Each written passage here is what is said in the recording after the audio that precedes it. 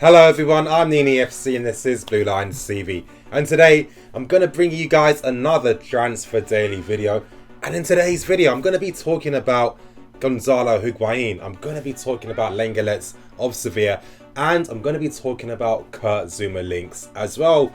You guys, you know what I'm about to say. This is what you're waiting for. Smash that like button. Help me get more than 500 likes for today's video.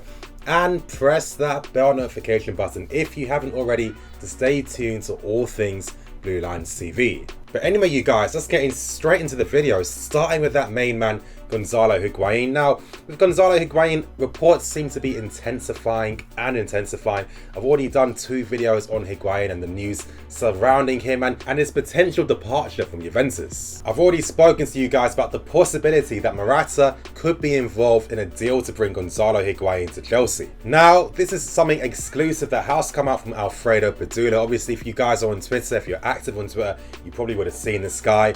And again, I'd say that maybe Padula is pretty notable, especially because of the news he's bringing out surrounding Sarri and the Chelsea manager's situation. Now, the reason why I say that is because a lot of times I have been bringing out this news first, then a few hours later, or even a day or 2 later afterwards, he does report the same thing, meaning that obviously everything that I've been told is credible.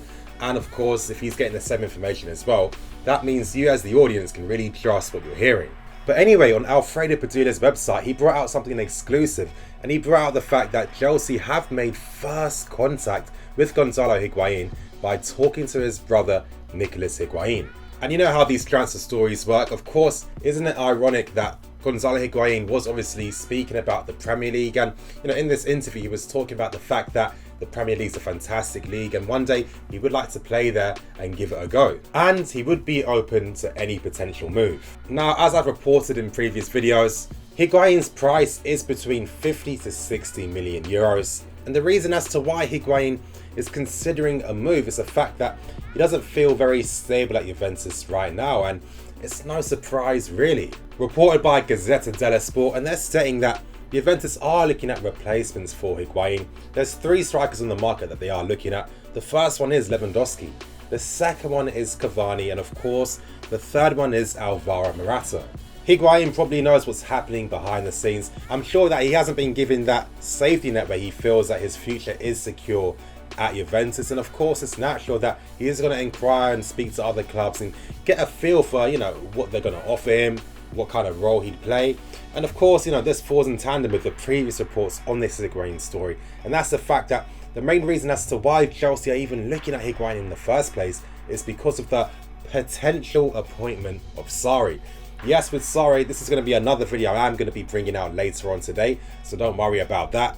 It's not going to be anything exclusive, as I've already reported on everything that's currently happening. I'm just going to be giving some thoughts and opinions on this whole story based on some small snippets of information that has been coming out recently over the past couple of days. But getting back to Higuain, and getting back to Juventus and their links to Alvaro Morata. Now, something did come out recently, and that was basically in regards to Morata. And remember that photo I showed you guys of him being in Italy? Obviously that was all over the press and in the media as well.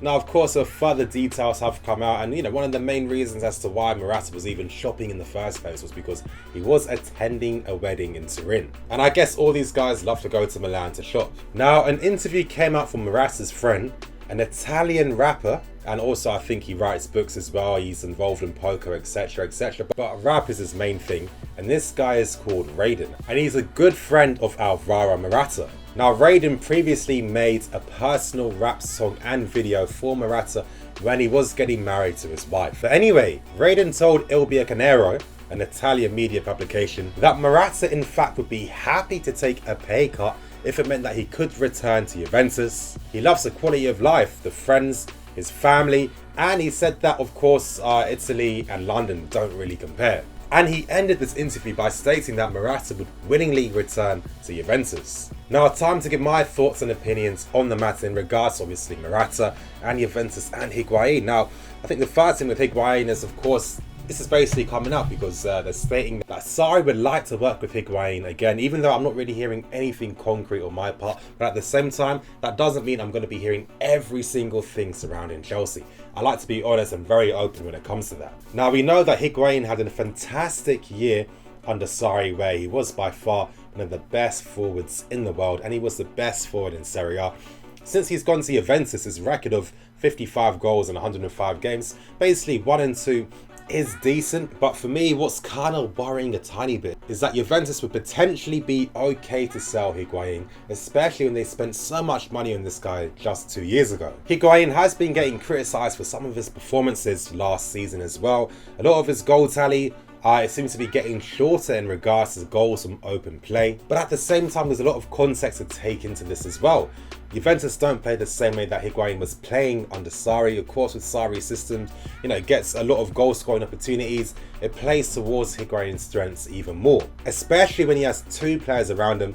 When he's at Juventus, normally he's playing on the counter-attack or only has support from 1 player beside him. So Higuain could easily refine that shooting and finishing touch if he was to potentially work under Sarri again. With Alvaro Morata, it keeps coming up all the time that this guy misses Italy. He's constantly there all the time. We know his wife's from Italy. He's always talking about his love for the country as well. It's no surprise to me that in that photo, he still has good relationships with people at Juventus, and especially board members as well at Juventus. That means that you could never rule out a potential deal. And all these reports coming out in regards to a swap deal between Morata and Higuain always reinforce the point that obviously keep your eyes open for this. Something potentially could happen if Chelsea's efforts for Higuain are very, very serious. But anyway, you guys, this could be very interesting. It seems like we will definitely be getting a new forward this summer. It reinforces the point, as I keep telling you guys, that I keep hearing that both Mitrovic and Morata will be sold.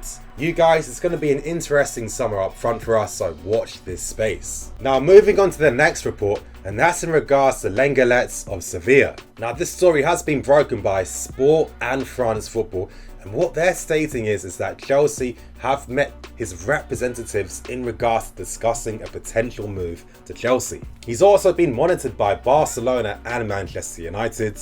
And what Sport and France Football are stating is in fact that Wednesday morning, Marina met with Lenglet's representatives in regards to obviously finding out his situation at Sevilla and just holding formal inquiries about a potential deal. And that's literally all the news that has been reported so far. Now with Lenglet, he does have a €35 million release clause similar to Sarri. And again, this reinforces the point I keep saying to you guys all the time. When it comes to transfer targets, that's something we've already put the legwork in.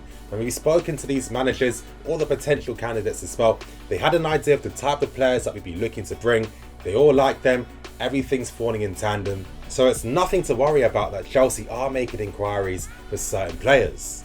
Now, in regards to giving my thoughts and opinions on this story, I'm actually going to save it until I've reported on the final story of today's video, and that's in regards to that guy, Kurt Zouma. Now, it's coming up from RMC Sport, and they're stating that Galatasaray are interested in bringing in Kurt Zouma to the club next season.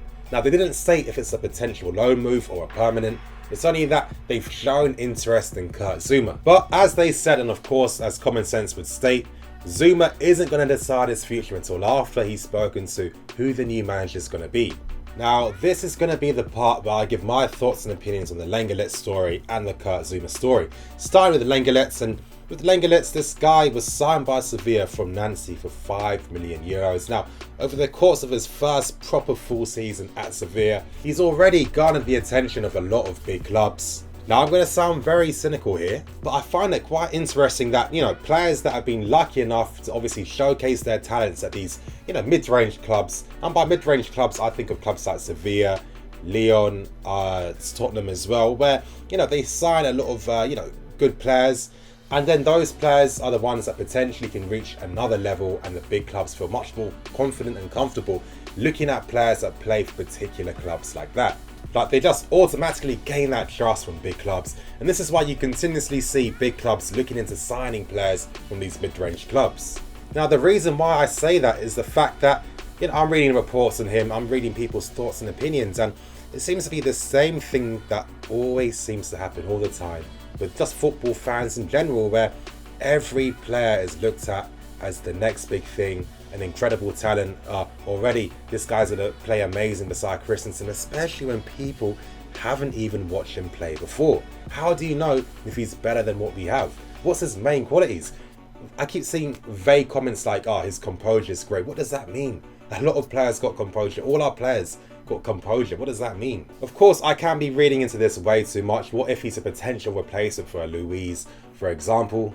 But still, the player who I think is more at risk from a potential signing like Lenglet is Kurt Zouma, and honestly, I don't understand how he's seen as a better player than Kurt Zouma. I definitely will be releasing a video this month on Kurt Zouma. I feel that there's a lot of misinformed opinions on him. I feel that he has become very undervalued, and I think it seems to be a typical thing with this club in particular, where a lot of our assets, in terms of our players, are criminally underrated every single time. But when it comes to any other player that's obviously been put forward to the club, they're always seen in a much higher and more esteemed light. And I just get very frustrated with it. And of course, I do like to use stats sometimes to back up my thoughts and opinions. I personally feel I use stats within the right context because I take into account a lot of different factors in terms of, clubs they're playing for, the playing style, etc, etc. And it was no surprise to me that, of course, Kurt Zouma had much better stats and everything compared to Lenglet. Now, I know how football is. Clubs like to prepare for any worst case scenario in advance. So, of course, let's say potentially defenders want to leave, or a massive offer comes to someone else. You want to have an idea of a potential replacement in case anything happens. But the cynical part of me thinks, well, we have a history of underrating all of our own players and assets, as we saw last summer, getting rid of guys like Nathaniel Chalobah, Ruben Loftus-Cheek for guys like Bakayoko and Drinkwater that weren't upgrades to these guys. And it just put us in that same situation of just having more expensive players that don't add anything to the team. And with Zouma, I do feel very frustrated because if it wasn't for his injury, let's be serious, this guy would be a first team player. But then why should an injury like that, especially when it doesn't really ruin a player's career anymore like it used to back in the day? Why is that enough to really stop a player from having another chance? At Chelsea, guys like Aspie and Rudiger, for example, had the exact same type of injury, and that hasn't affected their chances at all. Just looking at Zouma, defensively, he's just better compared to my opinion to Rudiger, and obviously to Lenglet as well. I have seen him play sometimes for Sevilla. I do like to watch a lot of La Liga. You guys know this. I like to watch La Liga a lot. I've been watching it for years. He is a talented player, but is he better than who we have already? No. I think maybe a comparison to make with Lenglet is probably Rudiger. Do we need to have another Rudiger in this team?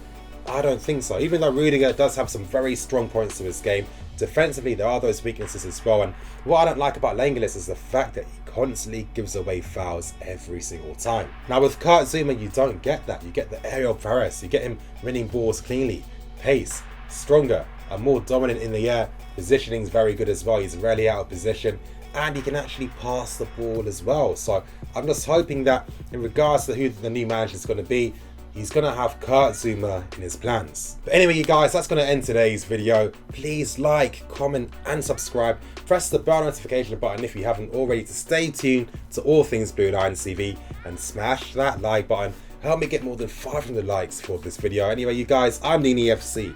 This is Blue Lions TV, signing out.